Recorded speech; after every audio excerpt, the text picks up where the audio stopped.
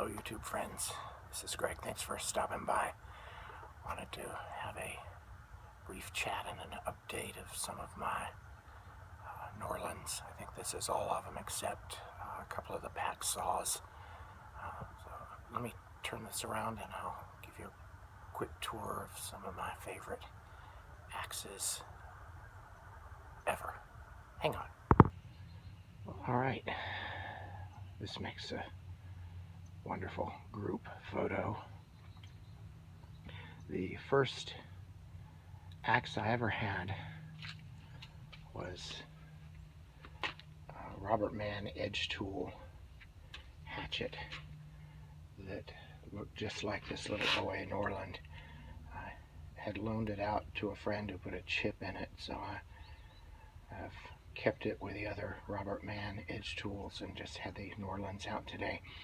But it so hurt my feelings that my friend put a chip in my hatchet and didn't tell me that as soon as I had some lawn raking money, I went down to, I forget whether it was Carson's Pawn Shop on Pace Boulevard or Reynolds Hardware on 29 in Pensacola. Both of them were dealers back in the 60s and 70s for Norlund Axes. So as soon as I could, I purchased this one. It still has its original little plug on the top, its sticker, and its red painted head. Got a couple of these. Also in the hatchets, this was my grandfather's little saddle cruiser. He liked it because the geometry, as with all the Norlund double bits, are asymmetrical. So one side of it, the side to your right here, is stubbier and shorter and more utilitarian, and the side to the left is thinner and leaner and just a dream to carve. This one is one that doesn't show up in their literature. It's nearly the weight of a boy's axe. Let me see, does it have, where is it? There it is. No. Now this has been rehandled. You can tell if they have been rehandled or not because the ones that are original have this orange piece of tape or paper on it in addition to the label. I found this one in recent years on a tiger maple handle and grabbed it just because it was a Norlund that I had never seen or had before. But in their literature, they seem to be targeting a market of canoe campers and backpackers, so that with this little saddle cruiser, they did also market this one that's wrapped in green paracord as their trailblazer. They seem to pair a hatchet with a boy's axe, and this one is on a 24, and it's let's see, nope, it has some wood sticking out. It is not its original handle. This one wrapped in red paracord is one I found in, I think, Pennsylvania 30 years ago, and it seemed bigger than the other Norlunds that I had, so it just had to come home to Florida. I have rehandled it on a 36-inch handle. These next two are the slightly larger brothers. As soon as I was able to purchase an axe of my own, my grandfather would let me use this trailblazer, but the curve in the upper bout was not really to my liking, so these two slightly larger versions of it have a straighter curve across the upper bout. Next are what I consider their quintessential boys' axes, at least two of them. This one on the left, wrapped up in green paracord, is the camper model. To the right in green paracord is the first axe that my grandfather gave me after a hatchet.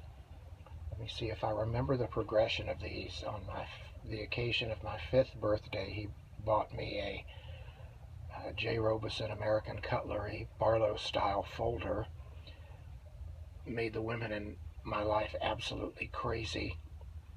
Then he added insult to injury by bringing me to the kitchen table in front of my grandmother and my mom and teaching me how to dress the edge so you could shave hairs and slice newsprint with it. The next year, on the occasion of my 6th birthday, he gave me this little guy and again brought me to the kitchen table to dress the edge so you could shave hairs and slice newsprint, making the women in our house speechless with anxiety. And the next year, on the occasion of my 7th birthday, as it got close to it, I saw this one used in Carson's pawn shop. And man, I wanted to give Mr. Carson some money to hold it and come back and get it the next week with some lawn raking money. And my grandpa said, "Gregory, Sean, I don't know if your scoutmaster would approve of you having a full-size axe. We'll have to ask him, and if he says yes, we'll come right back and get it." Well, as it turned out, it took 2 or 3 weeks before he deigned to try and track down my scoutmaster. And when we went back to Carson's to look for it, it was gone. And man, was I bummed out. And what my stinker of a grandpa had done is gone back and purchased it and gave it to me for my 7th birthday. This one in the middle with a tag still on it is the cabin axe. It has been rehandled with nice Tennessee hickory and an octagon handle. Last winter, when it was cold and dreary in Florida and I was recovering from the drudgery of Lyme disease, I decided to go get a lot of my axes and make handles for them for physical and emotional therapy. These next two are the log splitter, and I don't know what this other one is. It has some slight phantom bevels. It was a restoration project, a little rusty, roached out head that I found in a junk store in St. Augustine. Over here is a log splitter on a 36-inch handle. This one I've put on a 30-inch handle, and again an octagon. These next two don't really show up in their literature. I had first heard some description of them from Chris Killinger, who has the most definitive, complete collection of Norlund stuff on the internet and on YouTube. And if you haven't found him yet, do yourself a favor and go check out his channel, simply called Killinger. And he is also one of the admin for a, oh gee, I'm new to this, social media, what's it called, Facebook. They have a Norlund Axe users Facebook page, and I think he admins part of it, and you can see some of his incredible selection of Norlund Axes there.